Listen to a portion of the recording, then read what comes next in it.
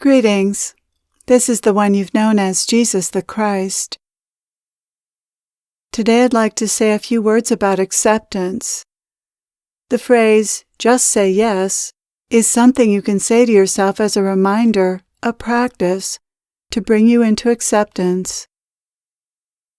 If something happens that you don't like, say, yes, this too. This too is included in the perfect unfolding. Acceptance is not about resignation or sitting by passively, but simply admitting the fact that something is happening or has happened. It's saying yes to the reality of something rather than arguing with that fact. Acceptance is taking the attitude, since this is the way it is, I'll do my best with the situation. This is the rational, mature response to difficulties or things that are unpleasant. The default, the automatic knee-jerk reaction for most people is to complain or say no, as if those complaints or that resistance makes a difference. This no is highly dysfunctional, since it doesn't change a thing. But most people don't recognize this. Just say yes is a way to counteract this automatic no that comes from the ego. By just say yes, I don't mean you have to like what's happening or has happened, but being upset about it is simply dysfunctional, childish, not helpful. Many people do eventually learn this, but how much happier people would be if they were taught this when they were young. Getting angry about the way things are is dysfunctional. It's not only not helpful, but counterproductive. This no makes responding positively to a situation more difficult. The measure of your success in any moment is not what happens to you, since you aren't in control of that, but how you respond to what happens to you. Just say yes keeps your energy high and positive, while being upset does the opposite. The problem is that the ego takes what happens to it personally. It does measure its success and self-worth by what happens to it in life. And while it's true that sometimes you're the cause of your own misfortunes, it isn't helpful to fall into negativity over that. You must forgive yourself and move on by handling the situation in the best and highest way possible, by being positive, rational, and practical. Now, you might argue, I can't help it if I feel bad when something bad happens. And for most people, that's true. Most people can't help feeling bad under difficult circumstances because they haven't been taught to react differently. You're conditioned to feel bad when something you don't like happens. You're conditioned to react negatively to difficult situations. You learn this when you're young by watching those around you go through difficult experiences. Being upset when something happens that you don't like is viewed as normal, even healthy. And in the egoic state of consciousness, it is normal, although never healthy. This is one reason people suffer. They make matters worse by how they respond to them. Although it feels like you can't help feeling bad under difficult circumstances, anyone can learn to experience and respond to difficulties differently, in a way that causes little suffering, in a way that is rational, not irrational. You can handle difficulties differently than how you were taught to handle them. I'm not talking about repressing your emotions. I'm talking about not creating negative emotions in the first place or magnifying any emotions you may have by not telling yourself things that make dealing with a situation even more difficult.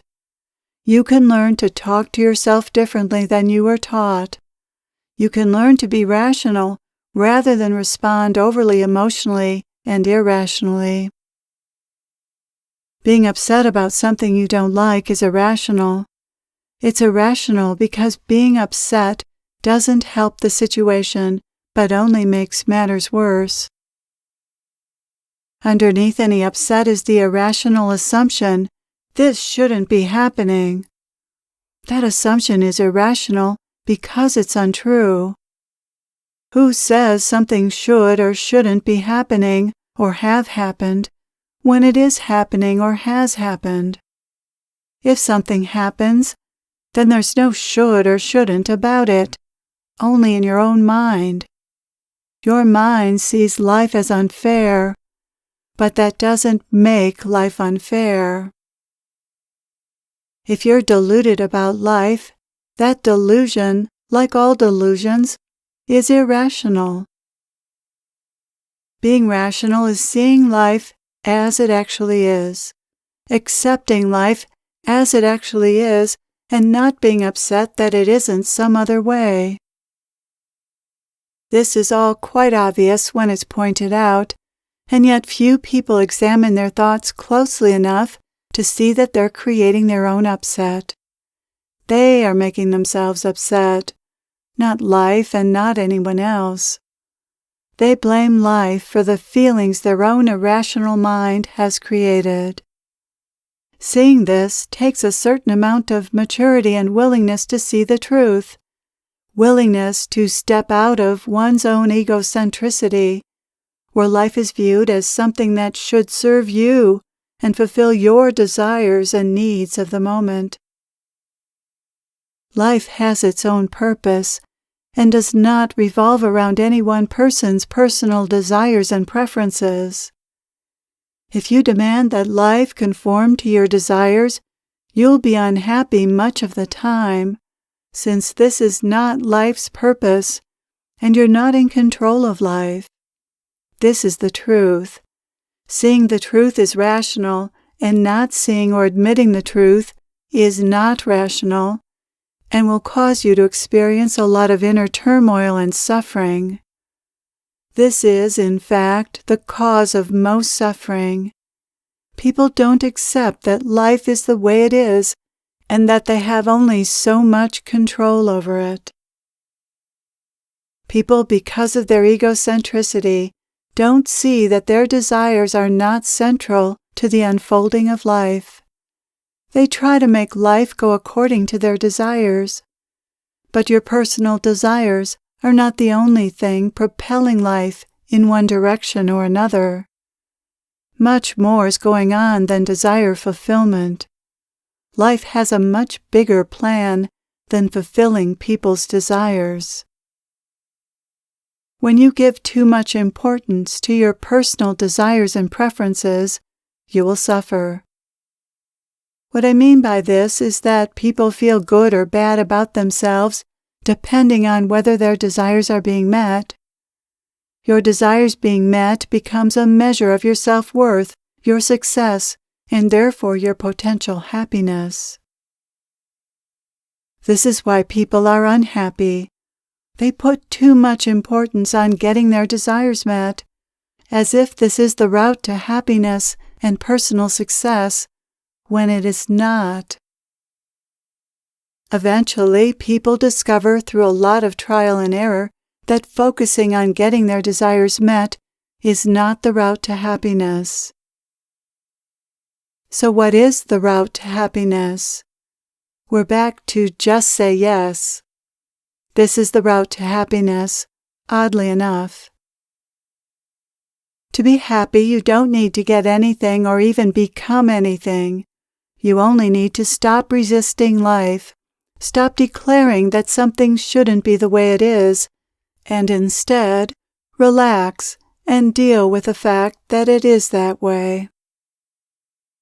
Your wise and rational divine self approaches each moment this way. It chooses the best response for the situation.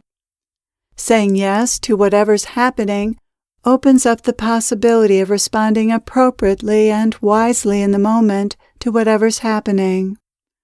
Saying yes puts you in your rational mind and aligned with your divine self, while complaining and resisting keeps you in the egoic state of consciousness, apart from your innate wisdom and capacity to act wisely. The reason that saying yes to whatever's happening is the route to happiness is that this is doing the opposite of what the ego does.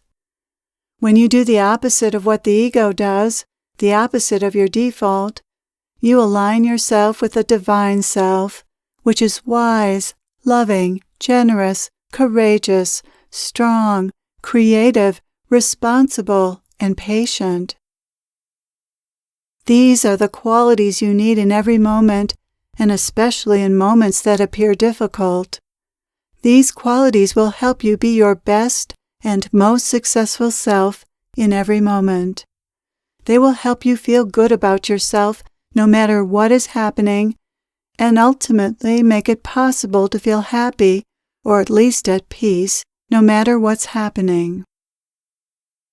If you listen to the egoic mind and its complaints and negativity, you won't have access to these innate, God-given qualities that will help you cope with anything you might be experiencing. It's as simple as that. You have the power within you to deal successfully with anything that happens to you. Furthermore, you are always being guided to take the highest and best route in dealing with your difficulties. However, you must be able to tune into that guidance, which doesn't show up as a mental voice in your head, but as a subtle knowing. To tune into this guidance, your mind needs to be quiet. You must listen to something other than the voice in your head, something that speaks to you more subtly, but is more real and true than the voice in your head. You must learn to override the default, which is irrational, and tap into your wise, rational self, your divine self. It is here, right now, seeing the truth of what I'm saying. It is always here and has always been here, ready and waiting for you to accept its guidance and live accordingly. Acceptance is a matter of accepting reality just as it is, without complaints, arguments, or a sense of victimization. If you find yourself caught in such resistance, just notice that and turn away from your thoughts. Stop, take some slow, deep breaths, look around you, and take in what you're seeing and hearing, and know that this too is part of the perfect unfolding. By saying yes, this too, you can join the flow of life, which is carrying you along lovingly to the next phase of your experience. The river of life continues to move on, bringing you that which you like and that which you don't like, and it is all good, all God, all brought to you for your enjoyment, appreciation, learning, and growth. Thank you for being willing to consider the importance of acceptance and surrendering your desires to the flow of life. I am with you always.